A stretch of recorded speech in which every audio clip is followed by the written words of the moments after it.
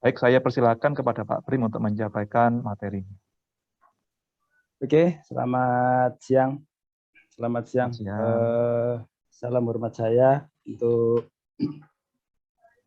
Bapak Sumardi, Ketua Jurusan Teknik Sipil, kemudian Pak Joko Stiono, ST MMT, KPPS D3 Teknik Sipil, kepada Pak Fajar Purnomo juga sebagai Sekretaris Jurusan, serta Bapak dan Ibu dosen, serta rekan-rekan semua. Saya ucapkan selamat siang, salam sejahtera. Berikut ini izinkan saya untuk bisa sharing knowledge ya, istilahnya sharing knowledge dan experience terkait dengan judul yang materi kedua ini, yaitu di jasa industri konstruksi beton prategang serta implementasinya. Kebetulan saya lama di industri konstruksi beton prategang. Prategang ini erat sekali juga dengan pracetak gitu ya. Jadi prategang dan pracetak. Prategang dan pracetak tidak bisa dipisahkan. Jadi namun untuk sebelum masuk ke materi yang ingin saya sampaikan, ada baiknya saya bisa dibantu, bisa di-sharing slide-nya yang amanah tadi yang pertama.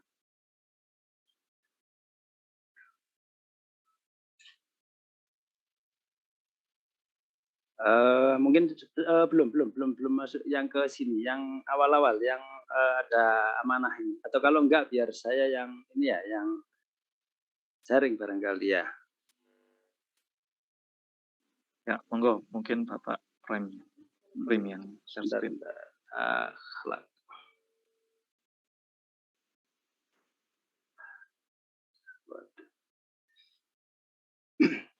Untuk ini karena masih berputar-putar ini.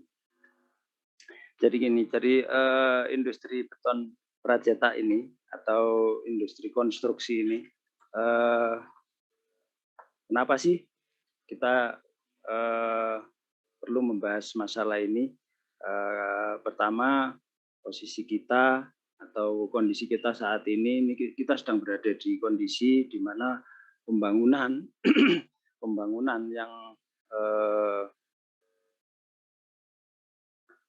yang terkait dengan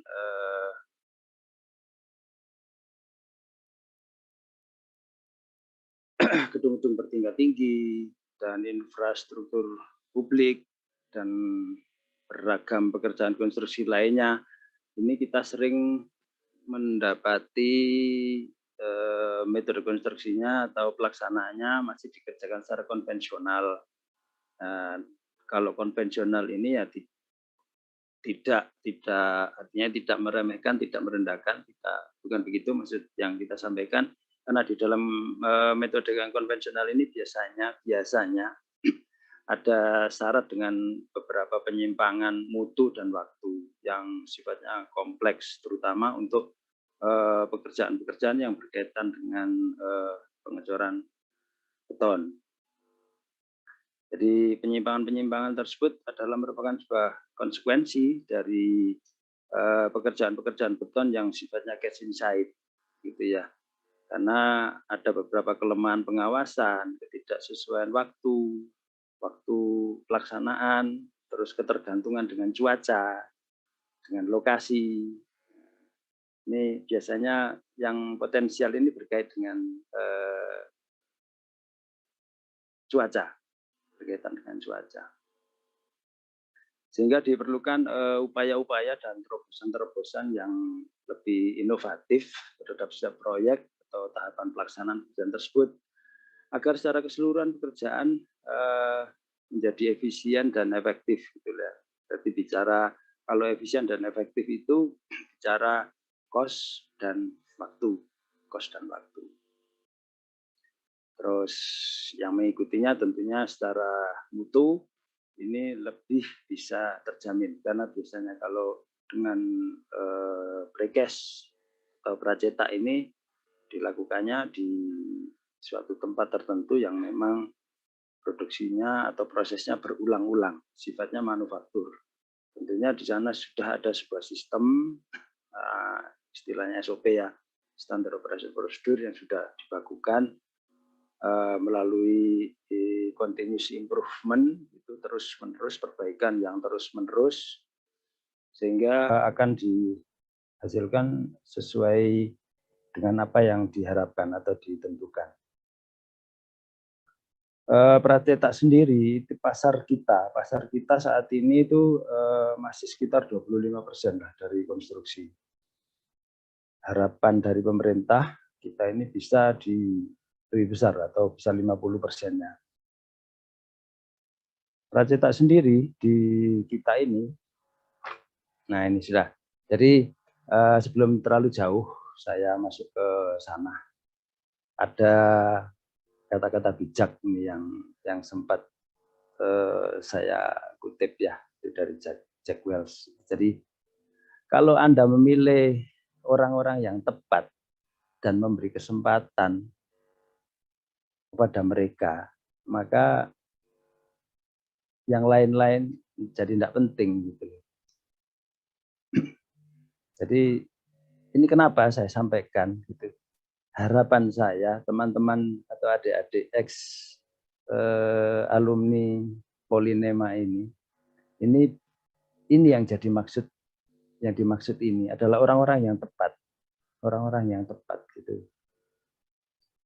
Jadi jangan karena D3 merasa minder, merasa ini, justru tidak, kesempatan itu akan terbuka lebar di sana, hanya masalahnya adalah kemauan, masalah kemauan untuk bisa meningkatkan nilai jual, daya jual dirimu. Nah, itu sudah sangat objektif. Kalau itu sudah subjektif, itu artinya kita sendiri yang menciptakan. Gitu. Kampus itu hanya memberi bekal sedikit. Ibarat kita mau mengintip, kalau pinjam istilahnya Pak Bambang almarhum dulu, kita itu dikasih lubang sedikit melalui kuliah kita, melalui politeknik selama ini. Untuk yang lainnya itu nanti kita sendiri yang akan memperlebar, memperluas, dan itu tidak bisa terus-menerus istilahnya kita disuapin, gitu ya, disuapin. Jadi saya harapkan adik-adik, karena biasanya nih saya sering mendengar mereka minder karena apa? Cuma D3.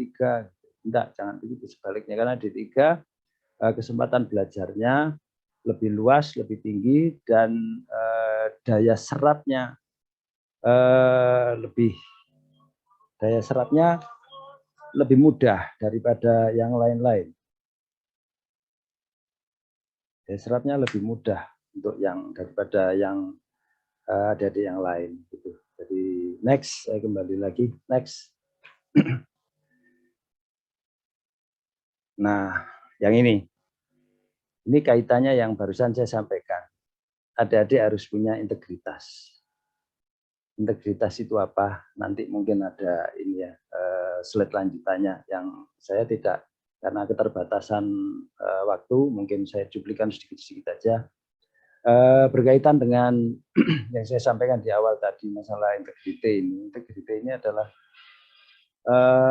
kalau sampai jadi orang penting, atau penting, menjadikan dirimu penting, memiliki integritas, maka yang lain-lain menjadi tidak penting. Gitu. Tapi kalau Anda sudah tidak punya integritas, maka yang lain nggak akan berguna. Gitu. Apapun Anda, siapapun Anda, apapun yang Anda punya, itu Anda menjadi tidak penting, tidak laku dijual.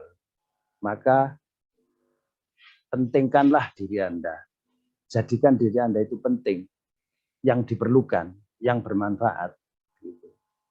Jangan karena merasa D3, hanya D3, tidak. Semua kita punya peran masing-masing. Di tiap level itu butuh yang mengisi, ibarat puzzle. Puzzle itu harus ada yang ngisi. Nah, nanti bisa dikembangkan sendiri. Oke, next. Next slide. Oke. Nah, oke. Di kita ada di BUMN itu ada disampaikan akhlak ya. Akhlak. Mungkin adik-adik sudah pernah mendengar apa sih akhlak ini, tapi mungkin lebih singkatnya, akhlak itu A-nya itu amanah, K-nya itu kompeten, H-nya itu harmonis, kemudian L-nya itu loyal, A-nya adaptif, kemudian K-nya itu adalah kolaboratif. Jadi apa amanah? Amanah itu yang bisa dipercaya, berperilaku, bertindak selaras antara hati, mulut, dan alat indera yang lain, alat gerak yang lain itu mencerminkan hal yang sama. Kemudian jujur, bertanggung jawab. Jadi dalam amanah ini kita ada integritas, ada yang namanya bisa dipercaya, bertanggung jawab, punya komitmen. Gitu. Jadi apa yang kita sampaikan, apa yang kita ini kan ya harus sama gitu. Artinya komitmen itu tidak mudah terpengaruh atau tidak mudah berubah karena dengan suatu kondisi yang memang sulit untuk diterima bahwa itu bisa merubah. Kemudian akuntabilitas itu kalau sampai di pasaran 100 harus bisa mempertanggungjawabkan atau menceritakan 100 ini kemana. Itulah mungkin mudahnya untuk dicerna akuntabilitas itu. Kemudian ya jujur dan disiplin. Di amanah ini kita bertindak jujur dan berpegang teguh kepada nilai moral dan etika. Nah, moral dan etika itu isinya di dalam sini. Jadi ini yang ada di dalam ini adalah mesti mengatakan yang benar. Jangan terpengaruh yang lain. Kebenaran ini harus diikuti dengan dari sini. Apa yang kita ucapkan. Kemudian indera kita, alat gerak kita yang lain, maka harusnya juga mengikutinya. Kemudian kompeten. Dari kompeten ini adalah Anda menjadi ahlinya gitu loh. Terus untuk bisa menjadi ahlinya ini bagaimana? Ya meningkatkan kemampuan kompetensi, gitu. Terus menerus belajar. Sehingga kalau Anda diserahin sebuah tanggung jawab bisa diandalkan.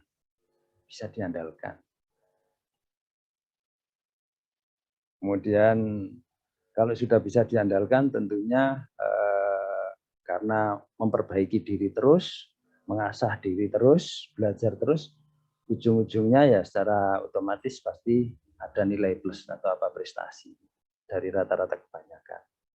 Itu yang di kompeten. Kemudian harmonis. Harmonis ini perilaku-perilaku yang saling membantu dan mendukung, menghargai pendapat orang lain, mudah menerima masukan, teachable. Mungkin di tadi Mas Gisma ada istilah tidak asing ya, teachable gitu ya, untuk orang-orang tertentu supaya bisa lebih berkembang. Kemudian menghargai kontribusi. Menghargai kontribusi itu ya tidak mudah menolak merasa benar sendiri gitu. Jadi intinya itu, sehingga harmoninya di dalam sebuah tim ini akan bisa terbentuk. Kemudian saya lanjutkan ke loyal. Loyal ini adalah menunjukkan sebuah komitmen yang kuat untuk mencapai tujuan. Loyal ini lebih mudahnya bahasa ini adalah militan itu ya, militan. Jadi mungkin teman-teman sering mendapatkan fakta bahwa Pak biasanya seperti ini, Pak biasanya dari dulu sekarang seperti ini. Nah, saya harapkan saya mengajak adik-adik bekerja yang luar biasa. Banyak itu di situ. ditemukan nanti, sehingga ada adik-adik sekalian menjadi istimewa. Ya, kemudian saya lanjutkan, nanti bisa diinikan sendiri. Adaptif itu artinya mudah menyesuaikan.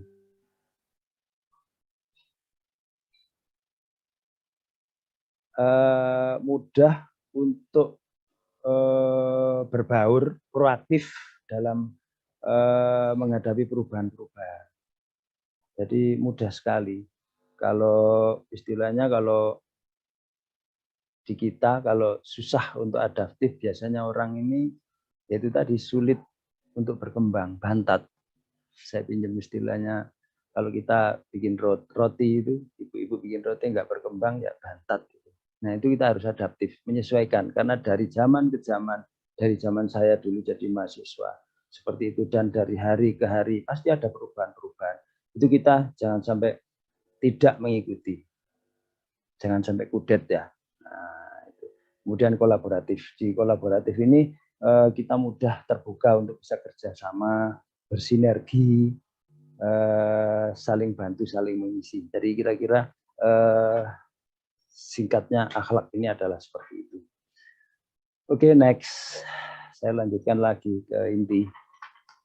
Jadi mungkin bisa dilanjut ke slide yang selanjutnya. Slide yang selanjutnya, yang tadi, gambar tadi. Slide kedua.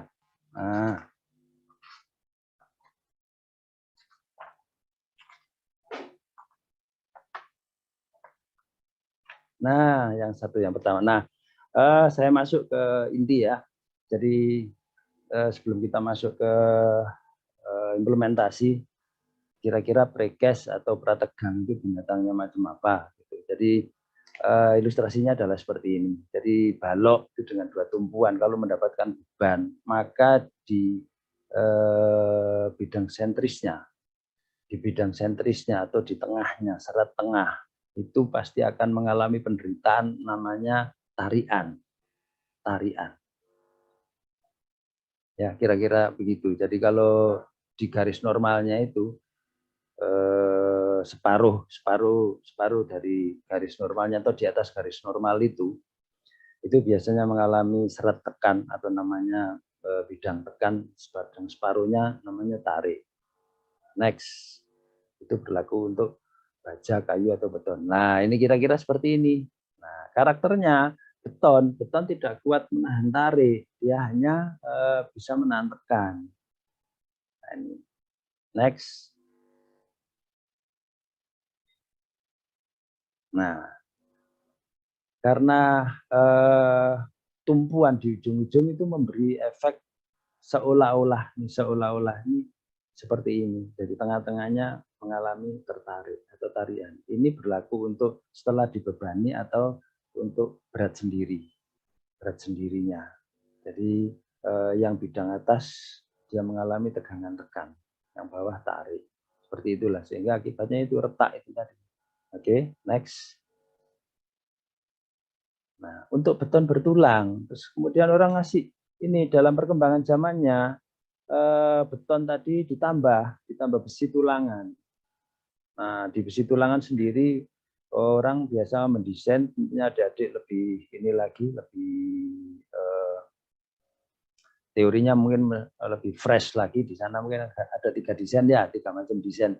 Jadi pertama betonnya rusak dulu, yang kedua betonnya retak tapi besinya masih bisa nahan. Kemudian ada sebaliknya, betonnya utuh, besinya yang mengalami pelelehan, atau yang ketiga bareng dua-duanya.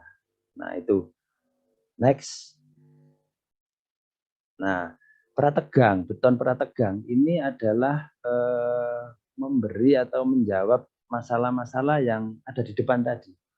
Jadi di prategang sendiri, di bagian tertentu atau serat tertarik, kita tahan, kita kasih baja prategang atau kawat prategang, supaya dia mampu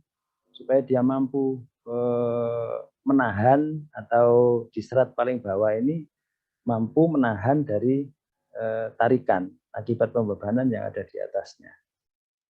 Oke, lanjut. Next slide.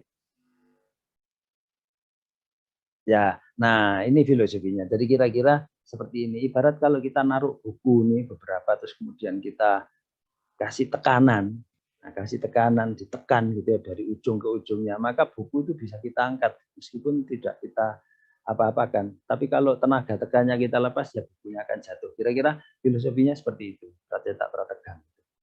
Next. Nah, ini adalah gaya umum. Ini adalah ilustrasi dari penggambaran beton pracetak prategang. Saya berharap adik-adik bisa memahami semua tipe seperti ini. Semua tipe prategang intinya seperti ini.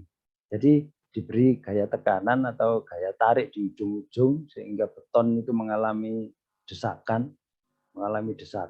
Itu ada namanya kawat prategang, baja prategang. Kemudian ada istilahnya angker mati, ada juga istilahnya angker hidup, nanti di belakang ada ininya supaya lebih gamblang. Kemudian cara nariknya gimana? Ya dengan dongkrak atau jack stressing. Kira-kira filosofinya seperti itu. Nanti bisa kita diskusikan di bahas sesi tanya jawab. Next. Nah, ini adalah sebuah produk. Ini namanya produk single T ya, single T. Atau bisa juga double T. Jadi ini biasa dipakai untuk lantai bangunan, komponen lantai bangunan. T-nya itu bisa 2, berarti dia namanya double T. Kalau 1 maka namanya single T.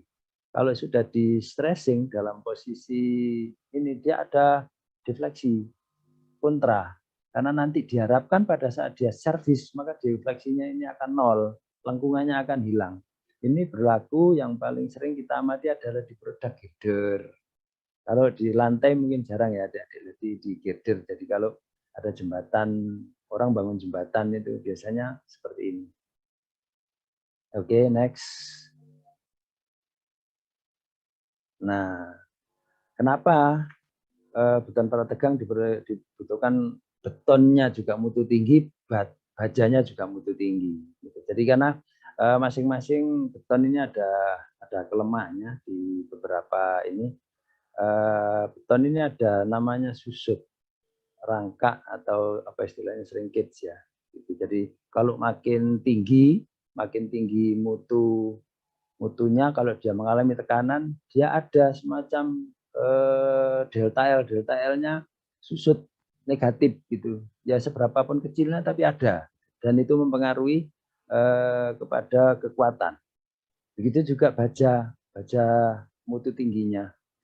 Nah, biasanya baja ini kalau yang paling sering kita gunakan salah satunya adalah PC strand.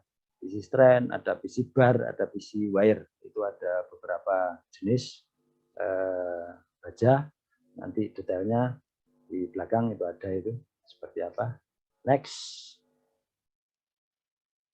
Nah, ini tadi yang saya sampaikan. Kenapa beton mutu tinggi? Ya, tadi ada susut, ada rayapan, kemudian karena gaya stressing, gaya post tensioning itu mengalami desakan yang cukup tinggi sehingga dia harus mampu menahan itu, menahan tegangan desak. Oke, next. Nah, ini adalah beberapa jenis beton prategang. Jadi kalau berdasarkan penarikannya ada istilahnya pretension. Jadi pretension itu di suatu cetakan, kemudian ada kawat prategangnya ditarik dulu tegang, baru dituangi beton. Nah, ditegangkan dulu, kalau pretension itu ditegangkan dulu, baru dicor. Kemudian ditutup, nah, baru diputarkah atau dipadatkan, berbagai cara untuk memadatkan. Memadatkannya beberapa cara, dengan vibro, dengan sentrifugal, atau dengan vibrasi. Kemudian kalau post tension atau betonnya sudah jadi, baru kemudian ditarik. Nah, ini ada 2, jadi penarikan, ini saat penarikannya. Jadi kalau yang pertama tadi mungkin ada di produk-produk seperti tiang listrik. pole tiang panjang. Itu kawatnya ditarik dulu baru dicor, kemudian diputar, dipadatkan. Nah, untuk yang kedua, yang post tension ini contohnya adalah balok PCI girder yang segmental. Itu baloknya karena dimensinya panjang, bisa 40 sampai 50 meter, kan nggak mungkin tuh diangkat tuh dari pabrik kalau panjangnya sekian, maka dia dipotong. Potongannya yang menyesuaikan kemampuan atau kondisi yang bisa mendukung, misalnya disesuaikan dengan angkutan, dipotong 7 meter, 8 meter, itu nanti baru disambung di lapangan, kemudian dikasih kawat prategang itu, kemudian ditegangkan sehingga menyatu, sehingga jadilah dimensi yang 50 meter tadi atau 40 meter tadi, kira-kira gitu. Kemudian yang kedua, ini adalah prategang dan beton, itu bagaimana nyatunya. Nah, itu ada namanya yang di grotting atau grotted ya. Kemudian ada yang memang tanpa grotting. Ini yang familiar, yang nomor 1 ini yang sering kita dapati. Coba tahan dulu. Nah, kemudian letaknya kawat prategang ini posisinya ada di tengah-tengah beton. Ada yang di luar itu aja. Kemudian next, yang 4, full press tracing ini biasanya ditarik penuh. Penuhnya itu artinya secara penuh itu di badannya itu dikasih tegangan total. Tapi ada bagian juga komponen konstruksi yang tidak semuanya mengalami press tracing. Nah, nanti adik-adik akan bisa lihat nanti kira-kira yang full press tracing seperti apa. Oke, next slide. Nah, ini adalah sistem pretension. Ini long line system. Jadi ini adalah lantai full slab, produksi lantai full slab seperti ini. Jadi dia dibuat potongan-potongan. Tapi di metode produksinya dia ngecornya langsung. Itu bisa 200 meter, bisa 100 meter. Nanti dipotong-potong, dirajang-rajang gitu. Nah, nanti di lapangannya baru ditaruh lagi sesuai jarak antara pir ke pir atau kolom ke kolom. Jadi gitu. Oke, lanjut. Nah, kemudian ini adalah yang tadi yang dibilang purna. Jadi betonnya dicor dulu monolit. Ini balok monolit ya. Ini balok monolit, bukan segmental, ini balok monolit. Dicor dulu, baru terus dikasih kawat prategang, baru di stressing. Oke, next. Nah, ini adalah bahan-bahannya. Jadi ini biasalah, ini besi polos, rebar ya, besi polos, besi tulangan. Kemudian ada ulir, baja ulir, kira-kira seperti itu. Nah, yang di bawah, yang kotak ini adalah yang saya bilang tadi, kawat pre-stress atau kawat PC strand namanya. Itu jenis 7 wire karena 7 serabut. Itu yang paling umum kita gunakan. Biasanya yang paling sering adalah yang 12,7 dan 15,2. Ukuran-ukuran yang familiar, nanti adik-adik yang sering lihat di lapangan. Next slide. Nah, ini adalah bentuk gulungan. Jadi bentuknya koil itu yang kita bawa ke lapangan nanti seperti itu. Jadi nanti di sana dimasukkan ke tendon namanya. Nanti tendon apa seperti itu ada gambarnya di belakang. Tendon. Nah, ini dipotong-potong sesuai ini, baru nanti disiapkan untuk ditarik. Next. Nah, ini tendon. Tendon ini adalah pembungkus. Ini dicor di dalam beton. Untuk jalur trasenya kawat prategang tadi. Ini ada beberapa ukuran, jadi ada 55, ada 65, ada 90. 90 itu bisa sampai 17 atau 19 besi strand di sana. Oke, next. Nah, ini kira-kira detailnya bentuknya seperti ini, ada. Bentuknya seperti ini, tendonnya. Seperti ini tempatnya. Nanti setelah diisi, ditarik, ini rongganya tadi diisi lagi dengan bahan grotting namanya. Nanti kita lihat seperti apa proses grotting. Next. Nah, ini bentuknya yang panjang-panjang. Nah, nanti di jalur seperti itu. Itu packingnya seperti itu. Jadi handlingnya seperti itu. Khusus ini berlaku hampir sama. Ini saya buat salah satu contoh adalah pada saat proses produksi girder BIM. Jadi PCI girder. Untuk produk-produk yang lain hampir sama. Nanti di belakang saya akan sampaikan, saya beri link produk-produk, nanti bisa disampaikan sendiri, dibuka-buka sendiri di sana.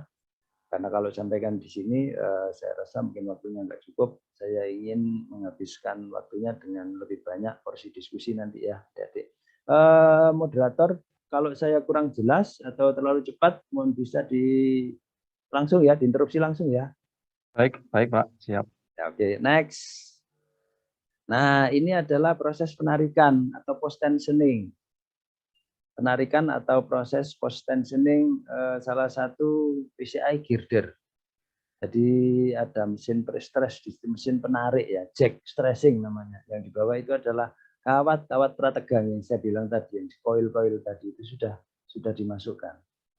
Next. Nah, ini adalah strengthening pump, pompanya. Jadi penarikan itu berdasarkan gaya stressing. Nah, gaya stressing seberapa ngukurnya? Itu akan diukur berapa elongasi dan tekanan jack stressingnya. Di situ itu akan terbaca di manometer. Karena itu dua parameter ini, elongasi dan besarnya beban tarian yang terbaca di manometer itu nanti akan dikombin gitu, untuk saling mengontrol. Karena bisa saja terjadi slip, atau bisa saja elongasinya tidak seperti yang kita rencanakan, lebih besar atau kurang dari bisa. Oke, next. Nah, ini adalah proses growting.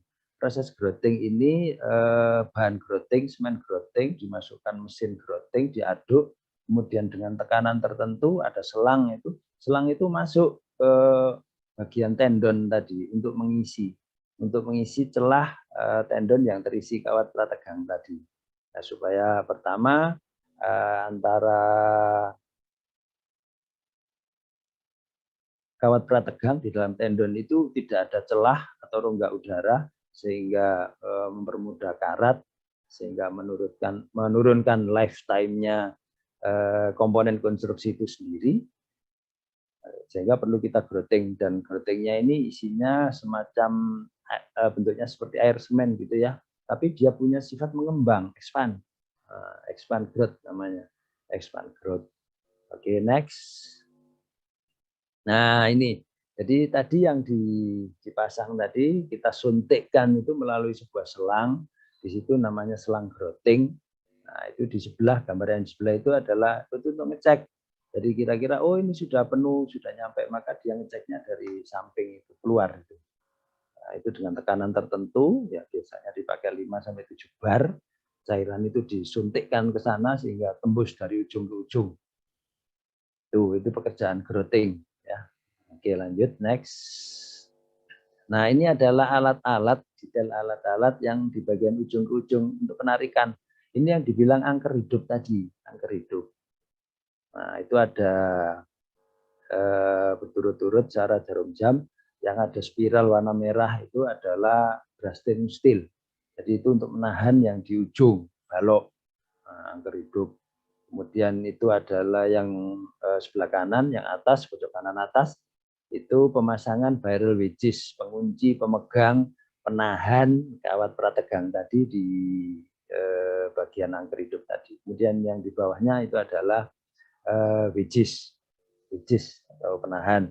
Nah, kemudian yang sebelah kiri bawah ini adalah gambaran dari posisinya jack stressing terhadap angker tadi, penarikannya seperti itu. Next slide please. Nah, ini adalah ini salah satu produk kebetulan milik VSL, produk VSL, ada beberapa di sini yang dipakai di Indonesia. Ini adalah VSL dan Presinet ya. Ini adik-adik sudah beberapa sudah familiar itu. Ada VSL dan Presinet, kira-kira seperti itu bentuknya. Next. Nah, ini adalah yang posisi angker mati. Jadi di ujung-ujung satu hidup, satu mati, atau dua-duanya hidup, atau dua-duanya bisa ditarik, bisa ditarik dari kiri atau dari kanan atau barengan atau salah satu gantian. Metode penarikannya seperti itu. Kira-kira seperti itu dari sistem post tensioningnya. Next. Nah, ini adalah kalau diperlukan sambungan tendon, kawat prategang, maka bentuknya seperti ini sambungannya.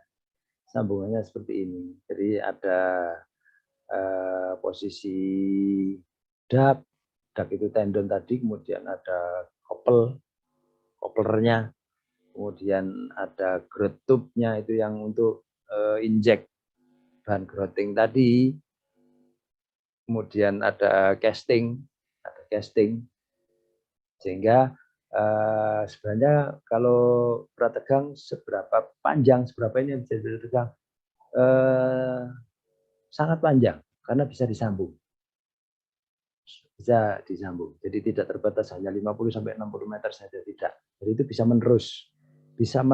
Bisa melingkar kalau di posisi tangki, konstruksi tangki biasanya itu juga melingkar kan, tidak lurus, maka dia pakai sistem itu juga bisa. Jadi tidak hanya yang lurus-lurus ya, yang melingkar juga bisa. Oke, next. Next, please.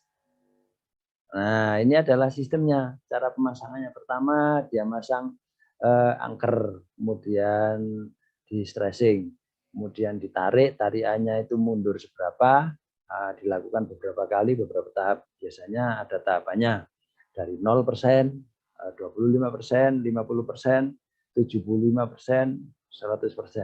Biasanya setiap tahap ini selalu dicatat berapa elongasinya, berapa tekanan hidroliknya yang terbaca di stressing pump tadi. Seperti itu kontrolnya. Oke, next.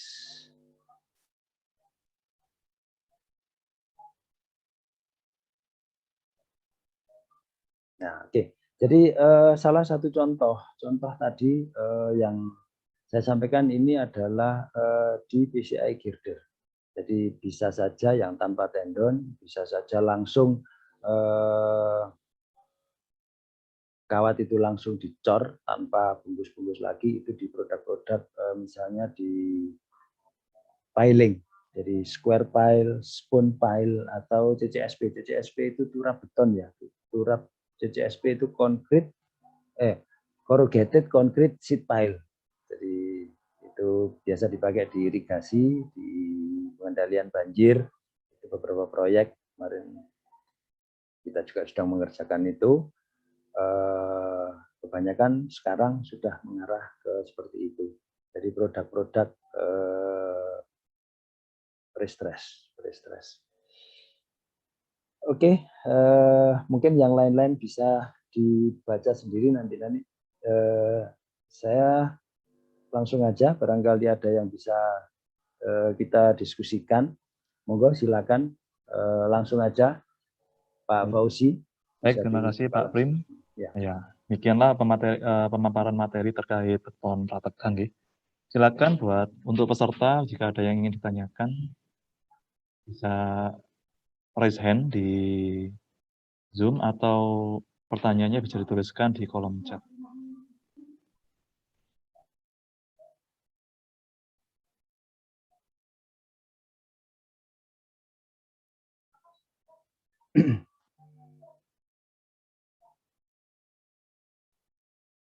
Mohon maaf, adik-adik yang peserta ini kebanyakan ada yang sudah mendapat materi beton prategang belum ya? Harusnya sudah ada, Pak. Dan ada yang belum ya? Juga, karena ini tingkat 1 sampai tingkat 3 ada semua. Ya, ada semua ya. Yang awal-awal mungkin belum tahu, Pak. Nggak apa-apa, nggak usah ini. Ya. Ayo, monggo silakan, berani bertanya. Silakan. Untuk lebih mengenal ke prategang.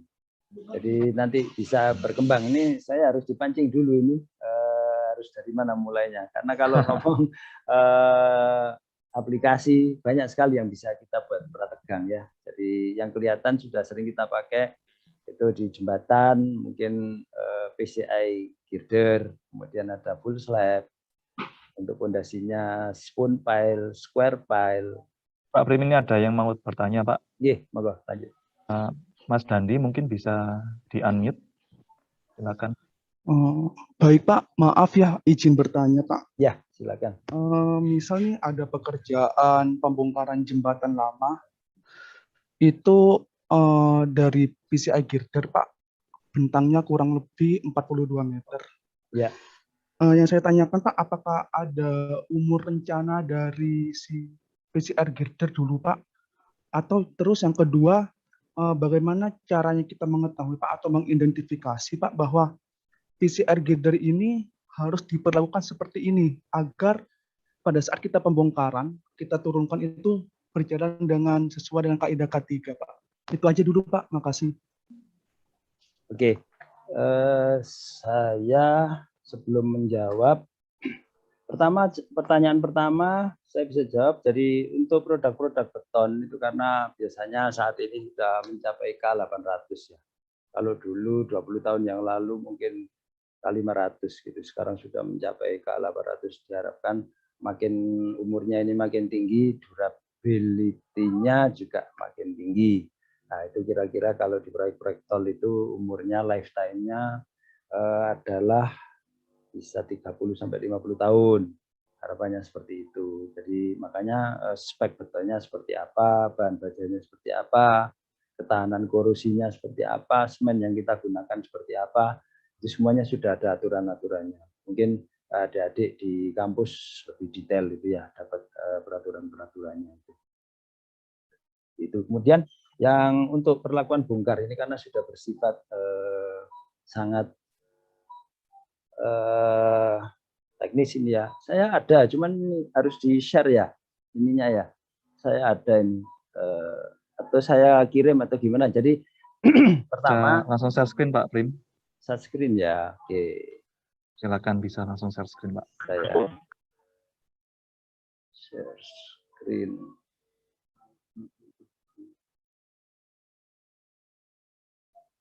Saya bisa langsung share screen ini ya. Sudah bisa ya? Bisa Pak, silakan Pak. Oke.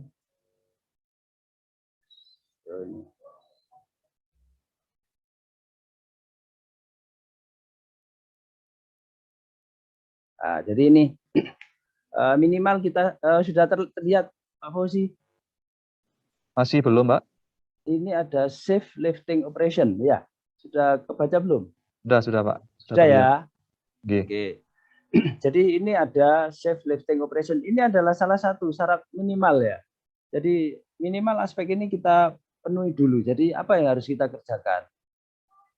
Ya, yang pertama yang harus kita kerjakan ini persiapan lifting dan prosedurnya itu kira-kira harus aman lah.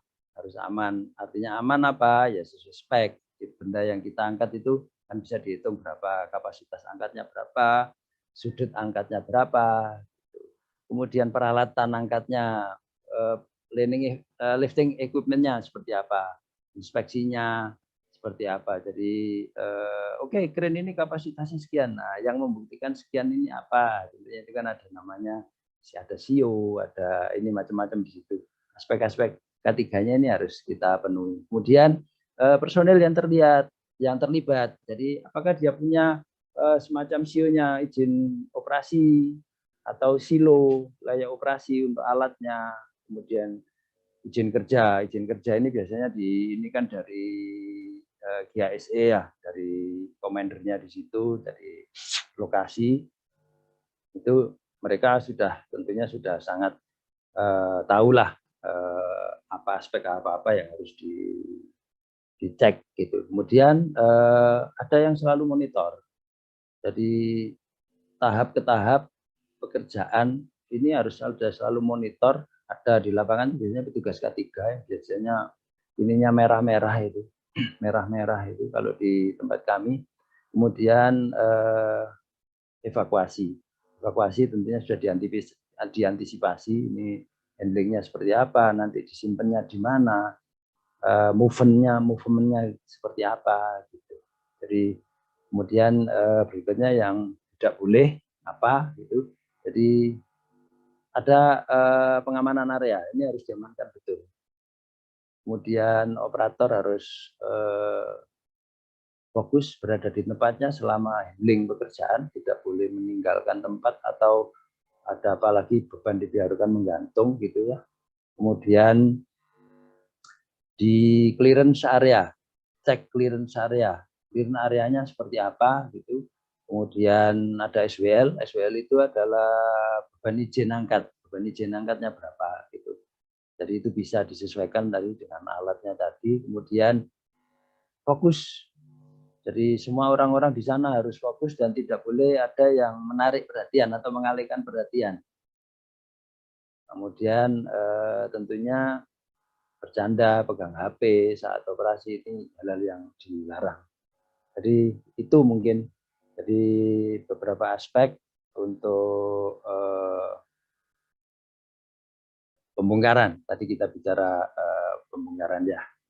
Jadi saya rasa itu menjawab pertanyaan ini tadi.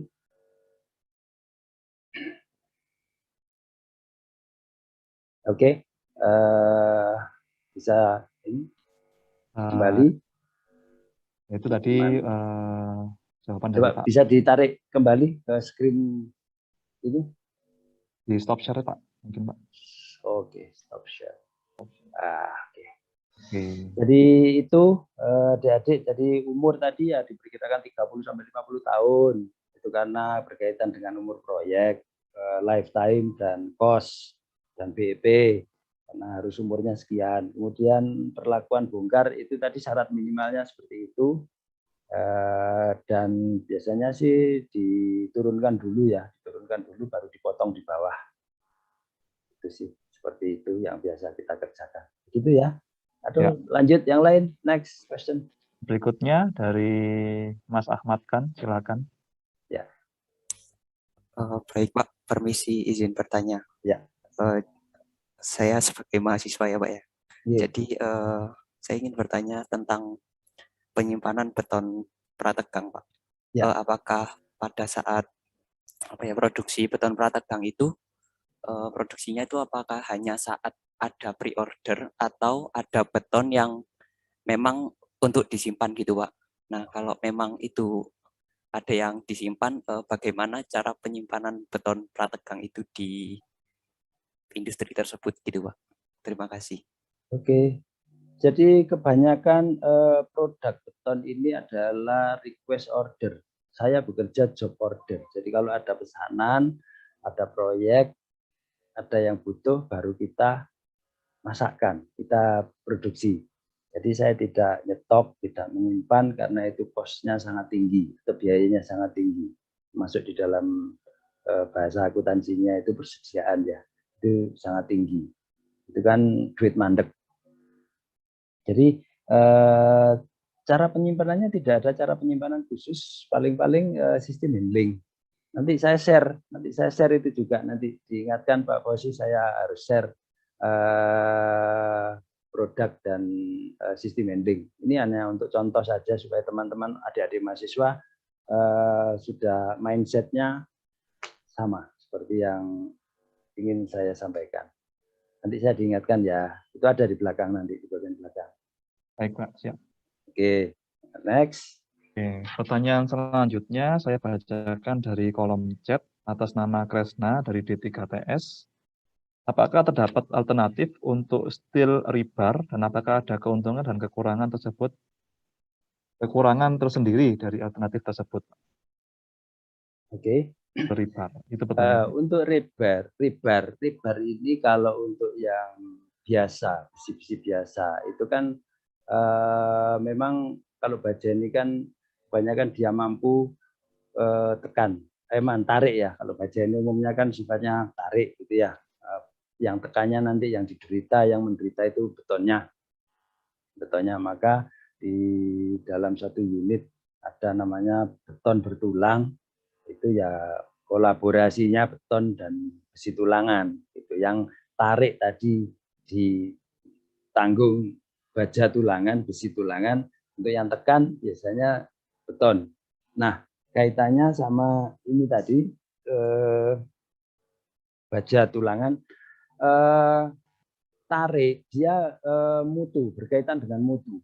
Jadi kalau yang besi tulangan biasanya kalau dulu saya pakai istilah ST ya, pakai istilah ST berapa gitu, ST sekian sekian sekian. Sekarang mungkin lebih ini kan ke tegangan leleh atau yield gitu ya. Jadi tegangan putus, UTS ya, lebih familiar ya, UTS. Jadi kalau baja-baja atau kawat prategang itu UTS-nya nilainya sekitar 19 sampai 20 ton. Ya, angka amannya di 70 atau di 80% supaya dia sifat plastisnya itu masih berada di sifat plastis. Itu angkanya di sekian, di 19 sampai 20 ton. Itu nanti di baja bisa dipelajari itu, di materi baja ya, di matkul baja nanti ada grafik yang lurus linear itu kan dia masih plastis tuh, kemudian ada penurunan sedikit, kemudian naik lagi, kemudian langsung putus.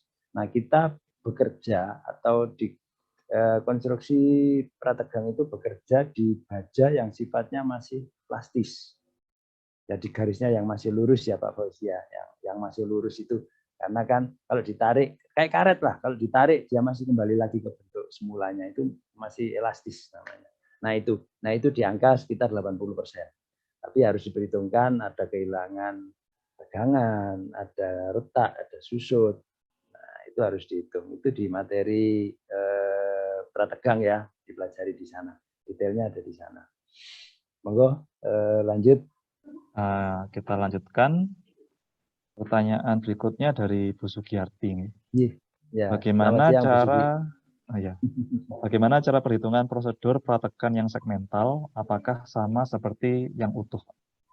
Oh ya, ini ya, pada prinsipnya sama Bu, cuman ada penambahan perkuatan di bagian segmental. Di bagian segmentalnya aja, karena di sana di setiap sambungan ada semacam bracing steel untuk nahan semacam tegangan ledak. Sebenarnya kalau gayanya eksentrisitas, kalau di PCI girder kan kurva ya Bu, bentuknya kurva ya. Jadi karena ada kurvanya itu, maka hasilnya nanti ada chamber. Nah, bagian-bagian yang di segmen itu biasanya mengalami tegangan ekstra di sana. Karena betonnya kan tidak monolit nih.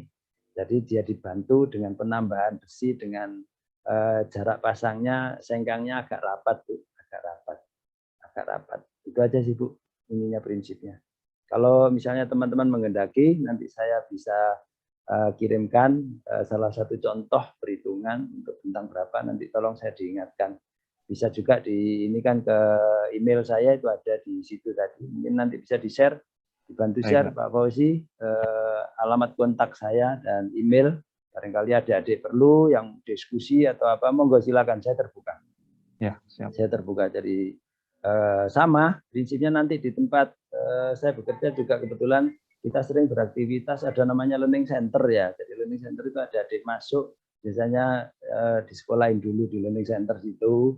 Terus kadang-kadang kita juga kebagian, istilahnya ngisi di acara itu pemateri dengan judul sharing knowledge and experience. Jadi enggak ujuk-ujuk langsung gitu, enggak. Jadi biasanya ada pembekalan. Dan yang teman-teman yang sudah masuk lebih dulu atau pengalaman yang sudah agak banyak, itu dikasih kesempatan untuk bisa menambah wawasannya adik-adik yang junior-junior. Bisa. Jadi monggo silakan, saya terbuka, silakan aja adik-adik nanti bisa kontak saya, itu ada nomor di situ, nomor telepon dan email. Silakan, bisa dimanfaatkan, kita bisa diskusi panjang lebar, enggak usah sungkan-sungkan. Monggo ya. Silakan. Next. Monggo Bu Sugi, mungkin ada yang ingin lain disampaikan lagi. Mas Prim. Yeah. Mas Prim itu tolong nanti dititipkan ke Mas Fauzi ya mengenai materinya itu ya. Materi lengkap, soalnya kan perlu ya, apalagi bengkel juga perlu ya. Ya, terima kasih ya. Iya. Pak Kris.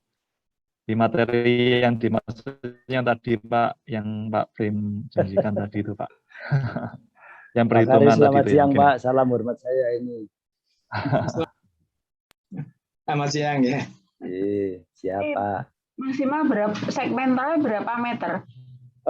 Saya menyesuaikan angkutan Bu. Kadang-kadang kita bisa juga langsung buat 16 meteran. Itu ngangkutnya dari pabrik ke lokasi pakai bugi Bu. Tapi kalau di kondisi yang tidak memungkinkan, biasanya kita potong-potong ya yang paling pendek 5 meter, yang segmen terpanjangnya 8 meter, Bu. Karena proyek itu kan lokasinya tidak selalu dekat dengan jalan akses ya, Bu. Kadang-kadang masuk ke pelosok, gitu, itu kira-kira saya harus pakai tronton. Nah, tronton itu panjang baknya kan paling 6 meter, Bu. Jadi kita sesuaikan, Bu. Jadi gitu. Kalau untuk yang di luar Jawa itu nggak bisa kan trailer kan, mesti kita pakai tronton. Nah itu kan paling panjang 6 meter panjang baknya. Nah itu kita potong 6 meteran meskipun 40 meter gitu, bentangnya 40 meter ya kita bagi-bagi gitu. Yang paling panjang itu 6 meter, Bu. 6 meter. Oh iya. Karena menyesuaikan dengan alat angkat dan angkut, Bu. Nggih. Nggih. Matur nuwun Pak Prim. Nggih, sami-sami, Bu. Oke, matur suwun. Baik, Pak Prim, mungkin saya mengingatkan yang tadi ingin ditampilkan, Pak Prim. Oh iya. Oh iya, mungkin itu dulu. Silakan. Adik-adik nanti bisa buka ya, itu tak kasih barcode-nya, nanti buka itu ada beberapa macam produk kita. Sebentar, Pak. Kita buka langsung. Nah.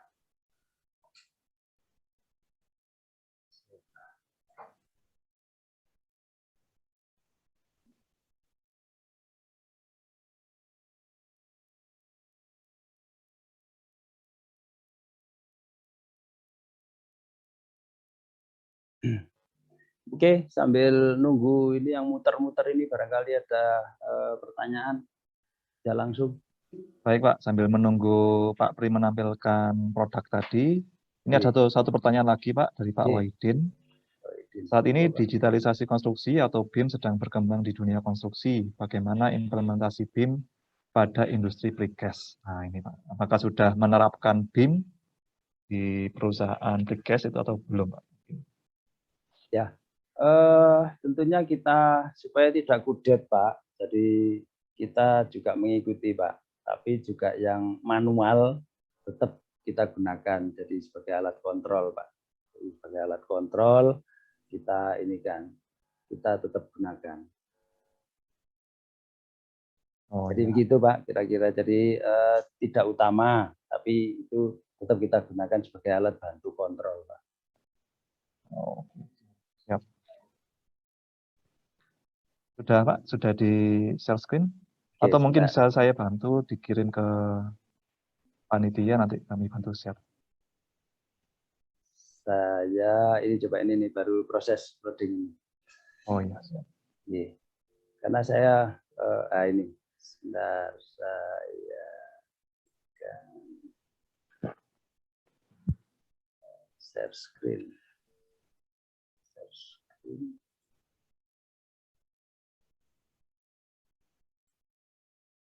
Nah, sudah terbaca Pak Fauzi? Oh ya sudah, Pak. Adik-adik bisa ini ya, bisa difoto dulu ya, bisa difoto dulu di ini. Itu ada beberapa produk di situ. Nanti dari situ silakan dibuka, silakan dibuka. Silakan dibuka. Kita lebih banyak tanya di situ karena semua aspek yang bisa kita pracetak, kita pracetak. Mulai dari pagar, saluran, got, atau ini yang lain-lain sampai double box girder atau circular box girder itu bisa di situ, ada di situ. Jadi adik-adik mungkin tertarik cara membuatnya ya, hitungannya. Nah itu tantangannya di situ. Iya, jadi barangkali ada yang sudah coba, silakan kita diskusikan ya. Baik. Save. Yep. Ada nanti juga beberapa contoh manual nanti saya sampaikan ke panitia biar di ini kan, karena filenya agak besar ini. Oke, siap. Sudah bisa di save Pak Fauzi ini nanti, atau kalau saya kirim tersendiri ya, supaya ini dilampirkan di attachment-nya materi ini. Oke, siap. Oke, Pak Prim. Ya, saya stop share ya ini ya, yang ini ya. Jadi ya. Mungkin satu pertanyaan terakhir Pak Prim, karena waktunya sudah lewat nih. Satu pertanyaan terakhir dari Mas Dandi tadi. Di precast sendiri perlu adanya perawatan atau tidak ya Pak? Apa ada perlakuan khusus setelah umur precast sudah melebihi 50 tahun? Ya, Tadi kan tadi sudah Kebanyakan disampaikan. produk-produk kita itu expose ya, expose beton. Jadi expose beton. Jadi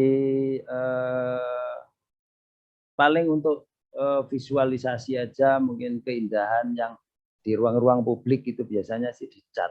Tapi sebenarnya tidak perlu juga gitu. Karena kan beton didesain memang untuk kebutuhan itu, tidak perlu perawatan, itu beda dengan baja ya. Kalau baja kan ada kurusi dari sekian tahun, sekian ini harus dicat untuk maintenance. Tapi kalau beton enggak. Kalau beton enggak. Jadi itu mungkin bisa menjawab dari Mas Dendi ya. Ya, baik. Baik, terima kasih Pak Prim. Mungkin karena keterbatasan waktu kita tidak bisa menjawab semua pertanyaan. Mungkin itu dulu untuk sesi tanya jawab kita di sesi kedua. Saya ucapkan terima kasih kepada materi yang sudah disampaikan oleh Pak Prim. Saya akan coba bacakan dulu terkait summary dari apa yang disampaikan oleh Pak Prim tadi. Buat untuk teman-teman mahasiswa yang mungkin masih semester 1 atau awal-awal dan belum mengerti apa itu beton prategang. Jadi beton prategang itu terdapat dua jenis, ada dua tipe ya, ada yang pre-tension sama post-tension. Cuman bedanya adalah ditariknya itu sebelum dicor atau setelah pengecoran, intinya seperti itu saja. Untuk detailnya nanti mungkin akan disampaikan di materi kuliah tentang beton prategang. Kemudian dari pertanyaan-pertanyaan tadi bisa saya simpulkan bahwa untuk segmen dari girder itu bisa sesuai request, potongannya berapa meter, mengikuti bagaimana akses jalan untuk menuju lokasi proyek. Dan untuk produksi dari VGI sendiri biasanya itu by request, jadi tidak ada yang ready stock mungkin Pak ya. Jadi nggak nyetok sendiri karena mungkin biayanya mahal untuk kosnya sangat tinggi. Kosnya sangat tinggi, betul. Baik, itu yang bisa saya simpulkan dari diskusi kita hari ini. Saya selaku moderator mengucapkan terima kasih kepada Pak Prim atas materi yang telah disampaikan, sangat bermanfaat sekali bagi kami, Pak. Dan saya juga ucapkan terima kasih kepada Mas atau Pak Gisma ya, yang telah menyampaikan materinya di sesi pertama tadi. Baik, itu saja untuk webinar kita hari ini. Saya selaku moderator mohon maaf jika ada salah kata. Saya berikan kepada MC. Monggo Mbak Alza. Baik, terima kasih atas penyampaiannya. Alhamdulillah kita telah sampai di penghujung